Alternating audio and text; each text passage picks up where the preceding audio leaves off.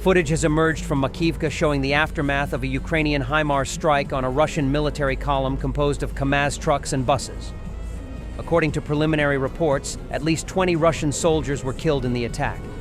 The precision strike targeted the convoy as it moved through the occupied area, highlighting the continued effectiveness of Western-supplied long-range systems in Ukraine's counter-offensive efforts. Russian authorities have not officially confirmed the casualties.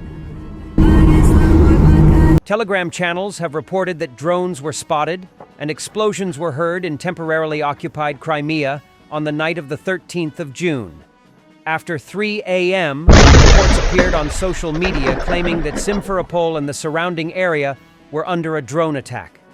According to local residents, several explosions were heard and drone flights were recorded in the area.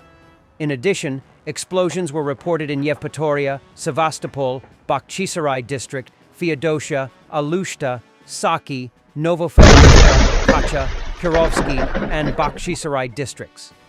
Social media users noted that, according to early reports, the drones allegedly reached the air bases in Saki, Gvardiiske, and Kirovsky. On May 28th, Ukrainian drones struck 2 facilities in Dubna, Moscow Oblast, including the Raduga Design Bureau, manufacturer of Kh-101 cruise missiles used by Russia to bomb Ukrainian cities. Imagery from Dnipro-Ossent shows visible damage to a plant workshop just from a single drone strike. Ukraine's general staff confirmed a successful strike on a key defense industry facility in Moscow region. The attack targeted the Rezonit Technopark in Zubovo, a major electronics and PCB assembly plant used in high-tech Russian weaponry production. Operators of the 413th Battalion of Unmanned Systems RAID destroyed a poorly hidden cache of anti-tank mines and struck a ZSTS Akhmat armored vehicle in the Kursk region. Additional hits on Russian trucks and pickups are also recorded. Ukrainian forces are reportedly still active in Russia's Kursk region, conducting cross-border raids and sabotage missions despite Russian efforts to secure the area.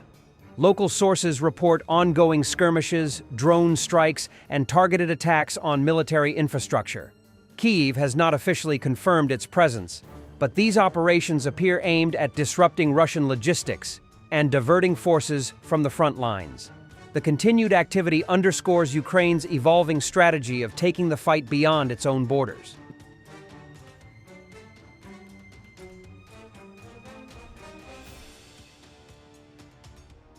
Ukraine has unveiled its new strike reconnaissance drone, Bulava, described by Minister Mikhailo Fedorov as the Ukrainian answer to Russia's Lancet.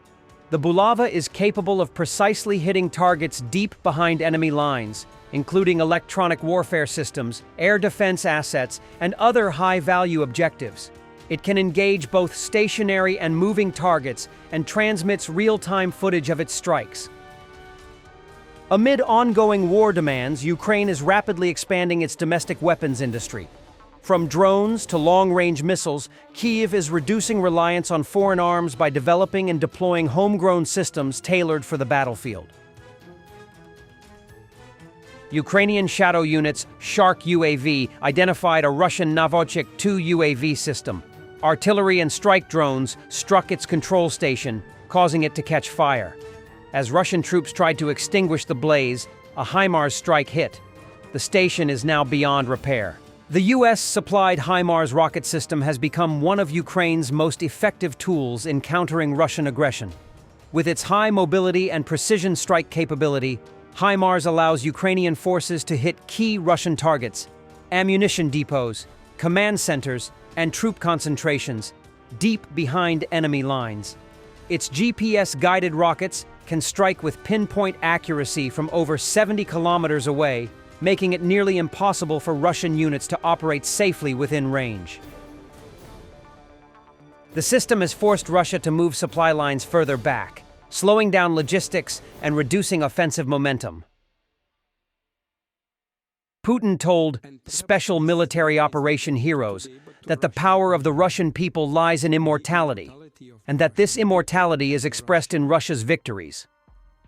The 1 million Russian losses reached today will be happy to know that. And perhaps this relates not only to today, but to Russia in general. The immortality of the Russian people and the Russia, of the multinational people of Russia, and our shared statehood, millennia old. Our country, from time to time, goes through very difficult trials, and this immortality is expressed in victories of our country. Senator Coons grilled U.S. Treasury Besant on Russia sanctions. 0 new Russian organizations are sanctioned recently. 0 foreign firms are penalized for aiding Russia. Treasury and state were rolling out new sanctions designations every few weeks, much of last year. How many new Russian entities have you designated under your sanctions authority since January? I will get back to you with that number. The answer is 0. Yep. How many entities worldwide have you sanctioned for doing business with Russian companies in ways that undermine our sanctions and export controls? I will get back to you with that number. I believe the answer is 0. I hope I'm wrong. I'd love it if you'd get back to me and tell me I'm wrong. But the PRC is helping Russia's defense industry by providing dual-use components and advanced technologies.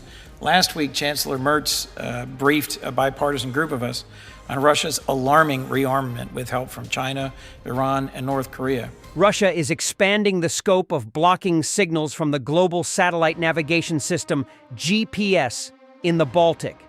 Lithuanian Deputy Defense Minister Karolis Aleksa stated this, Delphi reports.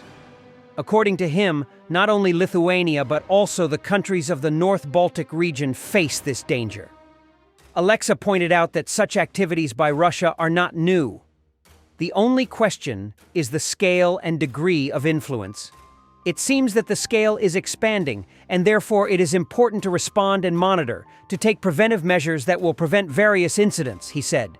The Deputy Defense Minister attributed the increased interference with GPS signals to Lithuania's efforts to strengthen its defense and the situation in the war against Ukraine. We see that Russia does not like what we are doing, strengthening our defense, which is what the Ukrainians are doing. Then Russia also takes certain measures, sending signals, the Deputy Minister said. The official noted that Russia will likely block the signals maliciously, seeking to cause as much damage as possible. It is important to distinguish whether these are routine or certain malicious actions. Obviously, it's closer to malicious and can really cause us a lot of damage, Aleksa added. This week, the Lithuanian Armed Forces stated that blocking GPS signals and disrupting the control system along the Lithuanian Baltic Sea coast are leading to accidents or loss of control over drones. This is happening, in particular, in the area of the Curonian Lagoon, which is located near the Russian Kaliningrad region. At the end of May, it was reported that Russians jamming and spoofing of GPS signals in the eastern part of the Baltic Sea posed a threat to civilian shipping, which is a cause for concern for countries in the region. Cases of ships disappearing from radar and their AIS, automatic identification system, signals transmitting incorrect locations have been reported. According to the Russian side, the 1,200 bodies that were returned belong to Ukrainian citizens, including service members. The repatriation took place following agreements reached in Turkey. The Coordination Headquarters for the Treatment of Prisoners of War announced this on June 13th. Unfortunately, there have been instances when Russia attempted to hand over the bodies of its own citizens along with fallen Ukrainian soldiers during exchanges. That's why we agreed to prepare everything thoroughly to ensure clear identification. We do not take matters concerning our soldiers and our fallen lightly. It is crucial that we receive the remains of Ukrainian citizens, not those of Russian soldiers they are trying to dispose of. Sadly, we've already encountered such attempts in the past, President of Ukraine Volodymyr Zelensky said during a press briefing on June 4th. The return of the bodies was made possible through the joint efforts of the Coordination Headquarters for the Treatment of Prisoners of War, the Joint Center under the Security Service of Ukraine, the Armed Forces of Ukraine, the Ministry of Internal Affairs, the Office of the Ukrainian Parliament Commissioner for Human Rights, the Secretariat of the Commissioner for Persons Missing Under Special Circumstances, the State Emergency Service of Ukraine, and other structures within Ukraine's security and defense sector.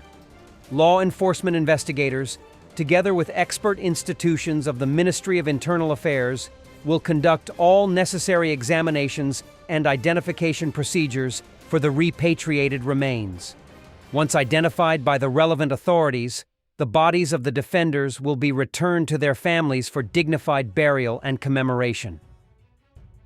During the second round of negotiations in Turkey on June 2nd, Ukraine and Russia agreed on an all-for-all exchange format for specific categories of prisoners of war, particularly those who are severely wounded or seriously ill. The parties also agreed to exchange all young soldiers aged 18 to 25. In addition, an agreement was reached on the exchange of the bodies of fallen soldiers in a 6,000 for 6,000 format. The Ukrainian delegation also handed over a list of several hundred children who the Russian Federation had unlawfully removed from temporarily occupied territories of Ukraine. Children whose return Ukraine is demanding. This issue is a fundamental priority for us. If Russia is truly committed to the peace process, the return of even half of the children on this list would be a positive signal, Ukrainian Defense Minister Rustem Umerov stated at the time. As a result of these negotiations, 3 stages of prisoner exchanges have already taken place. One involving service members under the age of 25 on June 9th, and 2 exchanges on June 10th and 12th involving wounded and seriously ill members of the Ukrainian Defense Forces. In addition, on June 11th, the bodies of 1,212 fallen defenders were successfully returned. Thanks for watching, and don't forget to subscribe. Also, if you want to support Warthog Defense, please become our member and get early access to new videos, exclusive members-only videos, and become administrator in comment section. The membership link is in the description. Every day. We had a guy last week at 6 rescues in 6 days.